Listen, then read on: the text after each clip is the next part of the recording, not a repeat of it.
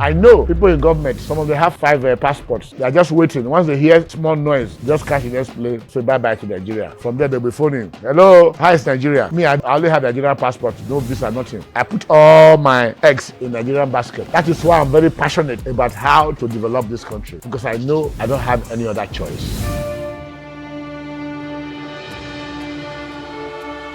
I want to keep this presentation to be very brief so that it can sink in.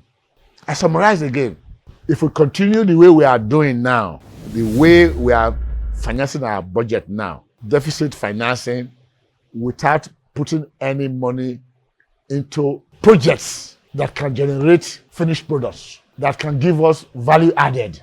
If we cannot do that and we continue in this way, by the year 2030, Nigeria will be in chaos. You think it's far? It's not far at all. When Obasanjo was in government, Soludo and Obasanjo, they were writing Vision 2020. They thought 20 years is far. They are still around now. 2020, nobody talk about it anymore because they didn't have any realistic plan to industrialize Nigeria. They were just doing hocus pocus. But now, the situation is becoming critical. It is at this point that we have to try to save the Nigerian ship from sinking into the bottom of Atlantic Ocean. Look at what's happening in Mali. Everywhere is completely disorganized. South Sudan, disorganized. Sudan, disorganized. Nigeria, with a population of 250 million people, by the time people become so impoverished, this country cannot be managed. There will be chaos everywhere. We need to take immediate, urgent action. If you don't know where to start from, just copy what Dangote has done. Focus on production of urea fertilizer. You can see that there is a huge demand for it in the whole world. That is why right now all countries are crying. They need urea. They need urea because it is being produced by Gulf countries. Nigeria, the number 9 largest country that has gas reserve, is only Dangote that is producing urea. We need to do better than that. I see people in government in a long convoy, they are rushing where just to go and hold political meetings. How do we win this election? I don't want this guy there, I want the other guy. How do we do it? Oh, this guy is a political engineer. He knows how to manipulate things. That is not what we need in Nigeria. We need to see convoy of government rushing to a place where they're going to sit down and say, how do we solve the problem of Nigeria? How do we bring industrial manufacturing into Nigeria so that we can save this country, so that we can give the black man dignity? The summary is very simple. If we continue to do deficit financing, because it is already clear that the oil that we think we have, oil and gas put together, this is a statement of fact. I don't talk blah, blah, blah. 14 point something trillion is what we got from oil and gas revenue. The other 45 trillion went to foreign companies that are doing the drilling. The Exxon, Mobil, the Ajib, the Total, and all this one. They are the foreign companies.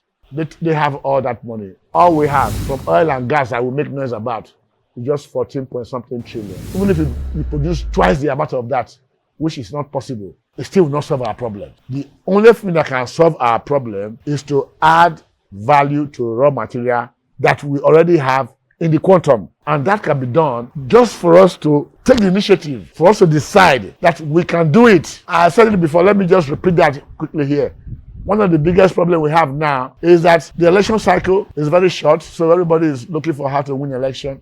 Nobody has time to plan for Nigeria. Scrap this democracy. People will say, why should you do that? Democracy is even destroying America. It's because of democracy that Trump cannot move into Iran. Otherwise, if he's wasn't afraid of midterm election, that other Republicans will vote against him, they put soldiers on the ground. In 2 months, they'll take care of Iran. Putin has been fighting now for over 4 years without winning. He doesn't have any problem. He's still there. China, without democracy, they were able to make the most significant economic transformation in the history of mankind within 40 years. Moved 800 million people out of poverty into the middle class. Today in Nigeria, we are creating more poverty because we are not adding value to raw material.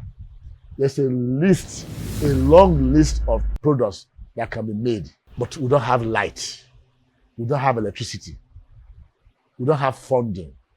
Do you know that because government is borrowing so much money from the banks, it is almost impossible for businessmen to get loan?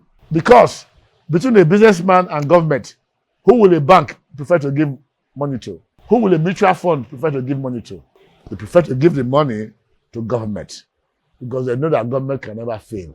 But I tell you, if we continue in this trajectory, government will fail. Government will be unable to finance the budget. Will be unable to pay interest on loans that we have already taken. And everything will come down, crashing on top of all of us. I know people in government, some of them have 5 visas, 5 passports. They are just waiting. Once they hear small noise, just catch the next plane and say bye-bye to Nigeria. From there, they'll be phoning. Hello, how is Nigeria? Me, I don't even have a passport. I only have a Nigerian passport, no visa, nothing. I put all my eggs in Nigerian basket. That is why I'm very passionate about how to develop this country, because I know I don't have any other choice. At a time, I went to Ghana to invest, and I discovered that there's no place like home. Nigeria is a great country. We can make it very, very great if we decide to start manufacturing something.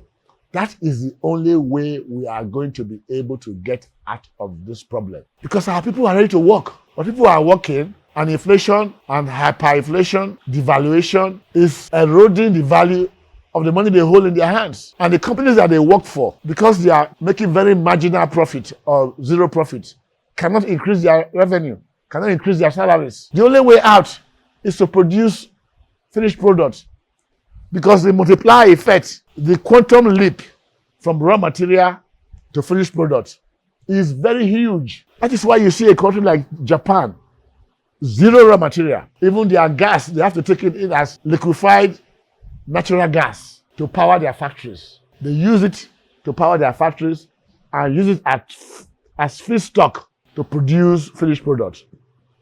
They take iron from Guinea, melt it, and make a jeep and send to Africa. Make highest buses they bring to Africa.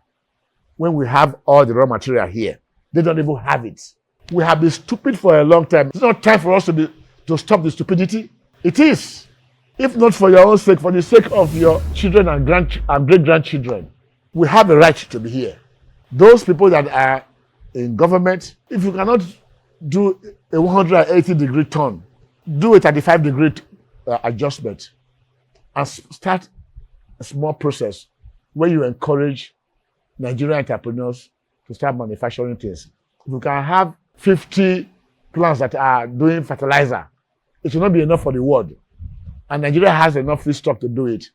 And that alone can even change everything about Nigeria. If we can take natural gas, which is made of methane, and produce all the products I've talked about. If you can take from petroleum, even naphtha, and produce finished products, you see value will be added. If you can make sodium hydroxide, caustic soda, value will be added, because we use all these things, every day in our daily lives. These are things that can change Nigeria, that can make Nigeria great. That way, government can spend as much as it wants. The moment you are now a manufacturing country, even if you increase your deficit, it doesn't matter, because you are raising enough revenue to take care of it. But now, we borrow to pay for interest, the money we already borrowed before. How long can you continue that? As an individual, who can continue to borrow money and use the same money he borrowed from one bank to pay another one and survive over the long haul? Nobody. And so it is, no country can also do that. All the countries that tried it before, they all failed. May God not allow us to fail. I remain your advocate for the industrial development and industrial manufacturing of Nigeria. My name is Dr. Cesar Osahene Yayi. Until next time, bye-bye.